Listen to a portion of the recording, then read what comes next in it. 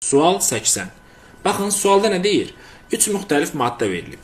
Bu maddələrin molyar kütlələri verilib. Daha sonra hidrogenləşmə məhsulunun molyar kütlələri verilib. Burada diqqət etsəz, hidrogenləşmədən sonra bütün kütlələr nədir? A-dır. Düzdürmü? Ancaq hidrogenləşmədən əvvəl açıq 4, açıq 2 və açıq 6-dır. Bu nə deməkdir? Yəni, hidrogenləşməsi üçün buna 4 qram, Y-ə 2 qram, Z-ə isə 6 qram hidrogen birləşir.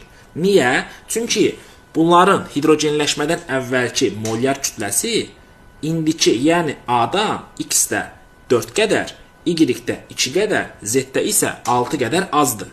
Yəni, burada göstərilən 4, 2, 6 birləşəcək olan hidrogenlərin kütləsini göstərir. Biz bilirik ki, 2 hidrogen atomu bir pi rabitəsini qırıb ona birləşir. Düzdürmü? İndi əgər 4 hidrogen rabitəsi birləşibsə, X-də neçə dənə pi rabitə var? 2 dənə. Bəs Y-də 1 dənə. Bəs Z-də 3 dənə. Bu nə deməkdir? Bu deməkdir ki, buna uyğun olan cavab variantımızı seçib təyin edirik. Buradan hansı nəticəyə gəlirik? Buradan o nəticəyə gəlirik ki, burada variantların içərisində X-də 2 pi rabitəsi, Y-də 1 pi rabitəsi, Z-də isə 3 pi rabitəsi olmalıdır.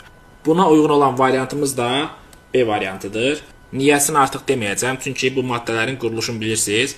Açıb quruluşunu yazsaz görəcəksiniz ki, elə dediyimiz kimi də bunların o qədər pi rabitəsi vardır.